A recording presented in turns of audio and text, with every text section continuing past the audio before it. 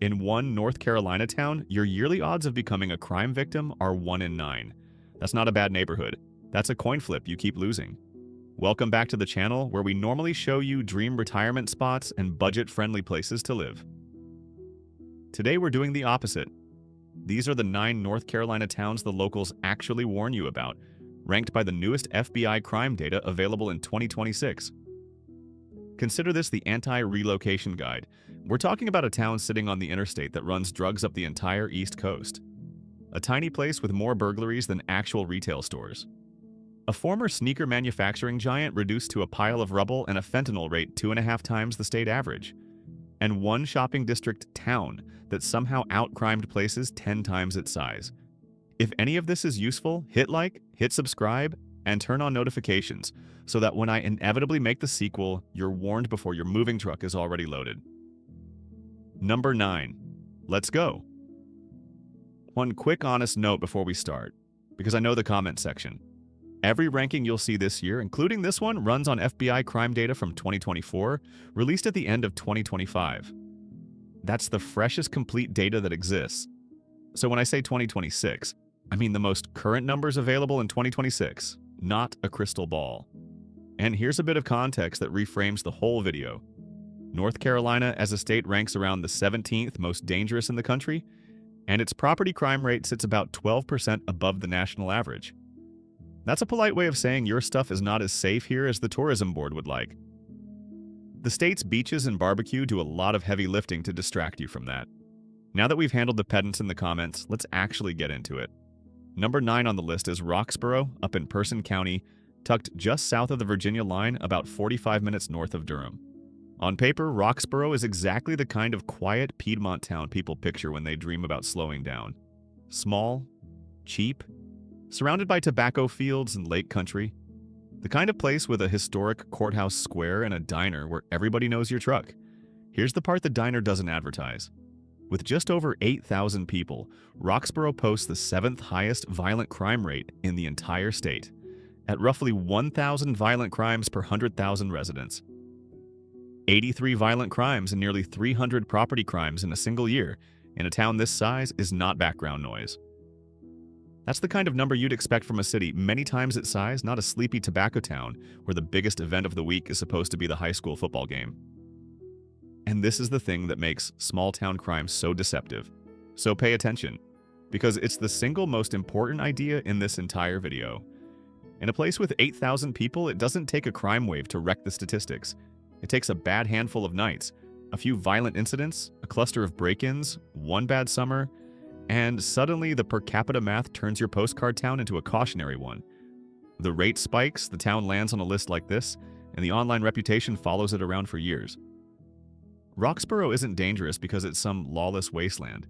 It's dangerous because the population is so small that every single incident hits the average like a truck. Keep that idea in your back pocket, because it's going to come up again and again as we climb this list. Half the towns here aren't dangerous everywhere. They're dangerous in specific pockets, and their small size means those pockets drag the whole town's numbers down with them. Roxboro's Exhibit A, and it's the tamest entry we've got. Number 8 is where things get genuinely strange, and I mean that as a compliment. Pineville in Mecklenburg County, just south of Charlotte. Now, if you know Pineville, you're already confused, because Pineville is basically a shopping trip with a zip code. It's Carolina Place Mall, a cluster of big box stores, a handful of restaurants, and about 11,000 actual residents. It is not scary. Nobody in Pineville is clutching their keys walking to the car. It's also, weirdly, the birthplace of James K. Polk, our 11th president, which is the most exciting sentence anyone has ever written about Pineville. So how did it land on a most dangerous list? Property crime, and a lot of it. Pineville has the 2nd highest property crime rate in all of North Carolina. In 1 year, residents had a 1 in 11 chance of being a property crime victim, and the town posted the 2nd highest total crime rate in the entire state. Now here's the punchline that breaks the whole thing. Pineville recorded 0 murders. None. Not one. It is the least violent town on this entire countdown, and it still cracked the list, purely because people cannot stop stealing from its stores. The explanation is beautifully dumb, and it's a lesson in how these rankings can lie to you. Pineville has a tiny residential base, but an enormous daytime population, because half of South Charlotte drives in every day to shop there. The crime rate is calculated using the 11,000 people who live there, but the shoplifting is generated by the hundreds of thousands who pass through. When you divide all that retail theft by a handful of actual residents, the per capita rate goes vertical, and the algorithm decides Pineville is a war zone. So Pineville isn't a place where you'll get hurt. It's a place where your Amazon package might get a better social life than you do. I wanted to be honest and include it because it's technically ranked, and I'm not going to pretend the data says something it doesn't. But if you were nervous about retiring near Charlotte, this is the one entry on the whole list you can mostly ignore. The rest of these towns? Not so much. Because from here on out, the numbers stop being a statistical illusion, and they stop being funny. Number 7 is Salsbury in Rowan County, and this one genuinely surprises people. Salsbury has the good bones. It's the birthplace of Cheerwine, that cherry soda you either love or have never heard of. It's the headquarters of Food Lion, the grocery chain.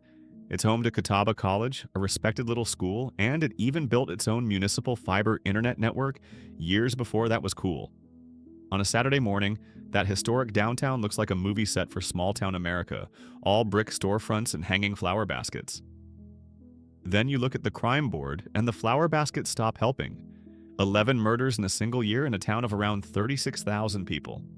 An overall crime rate that lands Salsbury not just on state lists, but on national lists of the most dangerous cities in America. Your odds of being a victim of any crime here sit at about 1 in 20. Locals have a nickname for it that tells you everything you need to know, and it rhymes with the real name in a way I'm not going to say out loud, but it swaps the front of the word for shots. What makes Salsbury sting is that it isn't a dying town in the way some of these others are. It has real employers, real charm, and real money moving through it. This is a town that was so ahead of its time, it built a municipal 10 gigabit fiber internet network when most of America was still buffering. On paper, Salsbury is doing everything right. It is not a place that ran out of options, but the violence is concentrated and it's persistent, and that's what makes it so unsettling. Residents have publicly described losing friends and family in clusters, including one stretch with 3 killings inside a 2-week span, and one of those victims was a 7-year-old girl caught in a drive-by. That's the part these rankings can't capture in a number. A 1 in 20 crime rate is an abstraction until it's a child in a front yard. This is the pattern you'll see over and over across North Carolina. A beautiful, functional, even prosperous downtown, wrapped around a few neighborhoods that the tourist and the real estate photos never ever show you. The brochure and the blotter describe 2 completely different towns that happen to share a name. And it gets worse from here. Number 6 is Dunn in Harnett County, and Dunn is a masterclass in what a highway can do to a small town. Dunn sits right on Interstate 95, the drug pipeline that runs the entire East Coast, at the exact point where the interstate starts sliding south toward Fayetteville and Fort Bragg. Population, under 9,000. Median household income, a little under $47,000, and a poverty rate just under 20%. So on paper, it's not the poorest place we'll cover. But the highway changes the math. Dunn's specialty is burglary. It has the 3rd worst burglary rate in the entire state. Combine that with a violent crime rate that punches well above its weight for a town this small, and you get a place where the property you leave behind is doing high-risk cardio while you're at work. When your town is a convenient off-ramp on the busiest criminal corridor on the East Coast, some of that traffic stops, does business, and gets back on the road. Location is everything in real estate, and Dunn is proof that the same principle works in reverse. It's a strange resume for a town with a genuinely proud history. Dunn gave the world General William C. Lee, the man they literally call the father of the American Airborne, the guy the paratroopers shouted about on D-Day. It also gave us rock guitarist Link Wray, who more or less invented the power chord and the entire attitude of rock and roll. Dunn even made national news once for a school paddling case in the early 80s that got dragged all the way up to a United States Senate investigation, which tells you this is a town that has always had a slightly complicated relationship with the concept of restraint.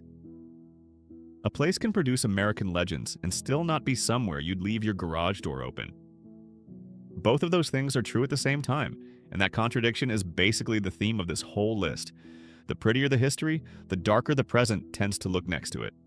And here's the uncomfortable real estate angle nobody likes to say out loud. towns like Dunn are often exactly the ones that pop up in your budget home searches because they're cheap, they're historic, and the listing photos are gorgeous. That interstate access that makes it dangerous is the same interstate access that gets it marketed to you as convenient. Cheap and convenient and near a major highway is a fantastic pitch, right up until you read the crime map. So do that first. If you're enjoying the "please do not move here" energy so far, do me a favor and hit that subscribe button, because we make these deep dives on American towns every single day. The good, the bad, and the "why is there a helicopter over the Waffle House at 2 in the morning?" All right, take a breath, because here's where the numbers turn genuinely grim, and the last 4 towns are a completely different weight class. Number 5 is Kinston in Lenoir County, and Kinston is one of the saddest stories on this entire list, because you can point to the exact moment the floor fell out from under it. Kinston was never supposed to end up here. It boomed for decades on lumber, cotton, and tobacco, and by 1960 it had climbed to nearly 25,000 people. It's been shrinking ever since. For most of the modern era, the cornerstone of Kinston was a single DuPont plant. At its peak in the mid-1970s, that plant employed around 3,600 people. It was the town. And as textile and polyester manufacturing drained overseas, that same plant withered down to about 33 workers. Read that again slowly. From 3,600 jobs to 33. That is not a decline. That is an evacuation. When one employer that size collapses in a town this small, it doesn't just take the jobs. It takes the restaurants those workers ate at, the stores their paychecks kept alive, and the tax base the whole town ran on. And then, in 2003, came the disaster nobody in Kinston has forgotten. A combustible dust explosion tore through the West Pharmaceutical Services plant on a January morning. The Federal Chemical Safety Board found that the blast took the lives of 6 employees and injured 38 others, including 2 firefighters who ran toward it. People felt the explosion 25 miles away. The plant was eventually rebuilt on a new site, and around 670 people work there again today, which is one of the few genuinely hopeful footnotes on this list. But the trauma of losing that many neighbors in a single morning left a scar the town still carries. Now stack the crime on top of the economics, because this is where the pattern that defines this entire list comes into brutal focus. Kinston's median household income is around $32,000, one of the lowest of any town we're covering, and in some measurements, it dips even lower than that. Unemployment has run over 13%, which in modern America, when the national rate is a fraction of that, is genuinely alarming. Put those 2 numbers side by side and you're not looking at a town that's struggling. You're looking at a town where the ordinary economy has partially stopped functioning and something else has grown up to fill the gap. Poverty hovers near 28%, meaning better than 1 in 4 residents is below the line. And the violence follows the desperation like a shadow. In 2025 alone, the town saw a premeditated, planned-out murder on Manning Street, orchestrated by 2 siblings, a vehicle shot at 9 separate times near a downtown intersection, and worst of all, a 12-year-old struck by gunfire on Dixon Street. A 12-year-old. There's some faint good news buried in the data because violent crime in Kinston actually ticked down close to 10% year over year. But when the jobs die and the money dries up and stays dry for 40 years, this is what tends to grow in the empty space. And remember, Kinston is only number 5, which should tell you exactly how heavy the top of this list is about to get. Number 4 is Laurinburg in Scotland County, and Laurinburg holds a title that no chamber of commerce anywhere would ever want. It has the single highest violent crime rate in the entire state of North Carolina. In 1 year, residents had a 1 in 52 chance of being the victim of a violent crime. That is the worst violent crime odds anywhere in the state. Not property crime, where somebody swipes your bike. Violent crime, assault, robbery, and worse, at a rate roughly 3.5 times the state average. The cruel irony is baked right into the town's own nickname. Laurinburg calls itself the City of Beautiful Trees, and it is genuinely home to a lovely little university, St. Andrews. Drive through the right streets on the right afternoon, and it's charming, leafy, and calm. But roughly a third of the town lives at or below the poverty line. Some analyses have clocked unemployment above 15%, and the violence is layered with entrenched gang activity. Laurinburg also carries the second highest burglary rate in the state, which puts it in rare and grim company. It's one of the only towns in North Carolina where you're statistically more likely to have someone break into your home than to have a package swiped off your porch, because there's more actual breaking and entering happening than ordinary shoplifting. That is a very specific kind of dangerous, and the recent headlines are relentless, one after another. In 2025, a 55-year-old man was shot dead on Pate Street. A young woman was stabbed on Litch Street. Another woman was shot on Wagram Street. Rolling into 2026, there was a shooting near a convenience store over in Gibson, with a 21-year-old charged with attempted murder. Street names, real people, real families, stacking up in a town of only 15,000. This is the point in the list where the jokes get harder to make, and honestly, they should. The bottom three earned their spots the hard way, and the reasons behind them are heavier than any nickname. Number 3 is Goldsboro in Wayne County, and Goldsboro is the story of a town that the American economy simply drove off and left on the side of the road. Back in 2015, one widely cited study ranked Goldsboro the 5th poorest city in the entire country. Not the county, the country. Research from around that time found that median income here had dropped by roughly a quarter over a single decade. And a major Stanford study found that 95% of American metro areas offered better economic mobility than Goldsboro did. In plain English, if you were born poor in Goldsboro, the odds of climbing out were stacked against you about as badly as anywhere in America. The one thing holding the town together is Seymour Johnson Air Force Base, home of the 4th Fighter Wing, which anchors the local economy and keeps a steady flow of stable income and steady families moving through. Without that base, the numbers would be even worse. But step outside the base's shadow and the picture darkens fast. 15 murders in a single year in a town of around 33,000. More than 5 property crimes reported every single day. An overall crime rate that puts Goldsboro squarely in dangerous city territory on the national maps. There's some genuine good news here, and I want to be fair about it, because subscribing to a channel that only ever tells you the worst possible version of every place gets exhausting, and it isn't honest. Goldsboro's crime actually fell about 20% in 2025, and homicides dropped from 15 down to 8. That is real measurable progress, and the people doing that work deserve credit. But the year did not end kindly. There was a murder-suicide on Edgerton Street in the spring. A triple shooting in the fall left 3 19-year-olds wounded. A man was killed at a summer event on East Ash Street. And then, just days before Christmas of 2025, a 13-year-old girl named Jalea Toon was shot and killed on Alpha Court, with 3 teenage boys later charged. Kids killing kids, a week before the holidays. There is no punchline for that one, and I'm not going to reach for one. Goldsboro is fighting its way up, and it's winning some of that fight. It just isn't there yet. Number 2 is Henderson in Vance County, sitting on Kerr Lake about 40 miles northeast of Durham. Henderson has been called the murder capital of North Carolina more than once. And unlike most nicknames, the data actually backs this one up. It holds the second highest violent crime rate in the entire state, with residents facing roughly a 1 in 55 chance of a violent crime encounter in a single year. For a town of under 15,000 people, that is a staggering figure. Henderson is a cotton mill town that lost its cotton mills, and the specifics are almost poetic in how bleak they are. The Harriet and Henderson cotton mills once employed around 1,000 people, and were the literal beating heart of the local economy for generations. They were also the site of one of the most violent labor strikes in Southern history, running from 1958 into 1961. A fight so intense that the governor sent in 150 highway patrolmen and the National Guard, while dynamite blasts and gunfire rocked the town. People risked everything for those jobs.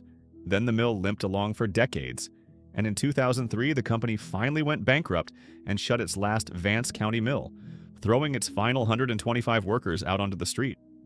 And here's the detail that everyone misses, the one that tells the whole story. The old cotton mill building was later torn down, reportedly because the owners couldn't even afford the property taxes on the empty shell. That's the entire arc of the town in a single sentence. They couldn't afford to keep the thing that built them, so they demolished it and paved over the grave. What's left is a town where the median household income sits around $40,000 and the poverty rate runs above a quarter of the population. When you hollow out a local economy that thoroughly and then you leave it hollow for 20 straight years, the violence stops being a mystery. It becomes a consequence. It's the predictable output of a place that ran out of ways to make an honest living. And understanding that is exactly what brings us, finally, to number 1. Because everything Henderson went through, the town at the top of this list went through worse, all at once, and it's still standing in the rubble. Number 1, and it has not been a close race in over a decade, is Lumberton in Robeson County.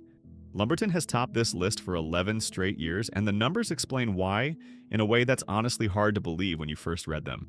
Your overall odds of being a crime victim in Lumberton in a single year are 1 in 9. Your odds of being a victim of violent crime specifically are about 1 in 59, and the violent crime rate overall is more than 4 times the state median.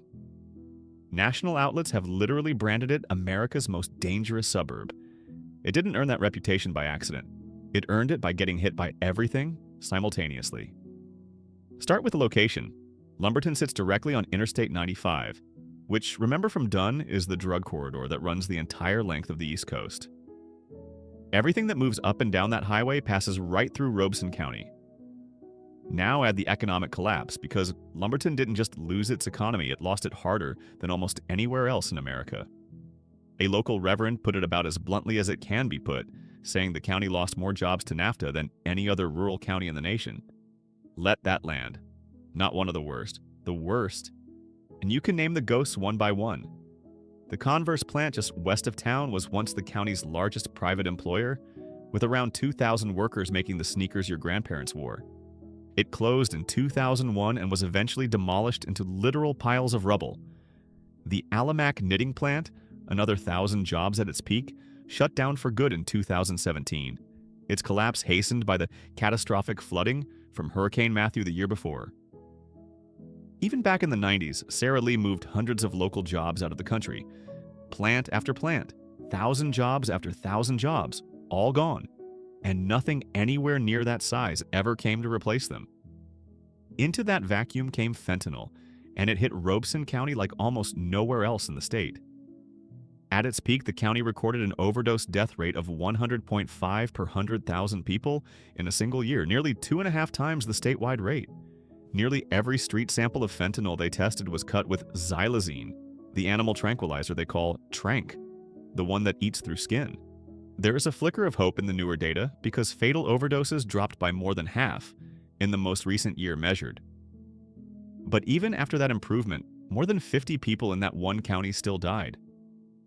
This is a community that has been fighting a war on 2 fronts, jobs and drugs, for 25 years straight, with barely a break to catch its breath. And then came the night that put Robeson County back in national headlines. Just after 1 in the morning on October 25, 2025, gunfire erupted at a massive Halloween party near Maxton, just outside Lumberton. When it was over, 13 people had been shot, and 2 of them were dead, including a 16-year-old boy. Roughly 300 people had been at that party, and more than 150 of them scattered into the dark. The sheriff later revealed that 14 different firearms were used that night. 14. He called it yet another senseless act of gun violence, and he was right. It was the largest shooting in recent county memory, and by late that year, 6 people had been charged in connection with it. That's number 1, and I want to be careful here because it would be easy and lazy to end on cruelty. Lumberton is not the most dangerous town in North Carolina because it's full of bad people. It's the most dangerous town in North Carolina because it's a place that had its economic legs cut out from under it, got flooded with the most dangerous drug of a generation, and happens to sit on the highway that carries all of it north and south. It's home to the Lumbee tribe, to families who have been there for centuries, to people who did nothing to deserve any of this. Lumberton is simply what happens when a town gets hit by everything at once, and then gets left completely alone to deal with it. So there's your countdown. Roxboro, Pineville, Salsbury, Dunn, Kinston, Laurinburg, Goldsboro, Henderson, and Lumberton sitting alone at the top. 9 towns, and if you trace the thread through all of them, it's almost never really about bad people. It's about dead factories, drained bank accounts, and a highway. Take away the jobs, wait 20 years, and this is the map you get, every single time. That's not a North Carolina problem. That's the story of small-town America playing out in real time, and North Carolina just happens to have the receipts sitting right there on paper for anyone willing to read them. Here's the fair part, because I don't want to leave you thinking the whole state is on fire, because it absolutely is not. Every single one of these towns has safe streets, good neighbors, church potlucks, and people working incredibly hard to turn the numbers around. Places like Goldsboro are already proving it can be done, dropping their homicides by nearly half in a single year. A crime rate is a snapshot, not a life sentence, and the pockets that drag these averages down are usually a small slice of a much bigger town. But if you're planning a move and helping you make that move smart is a big part of what this channel is here for, these are the 9 places where you'll want to do your homework. Drive the actual neighborhoods at different times of day, pull the local police blotter, and talk to the people who actually live there before you sign anything with your name on it. If this saved you from a very expensive mistake, hit like so the algorithm shows it to the next person about to buy a house site unseen off a pretty listing photo. Subscribe for the daily rundown on the best and the worst places to live in America, because we cover both, and knowing the difference is the whole point. And drop a comment with the town you want ranked next. Just maybe wait until you've moved out of it first.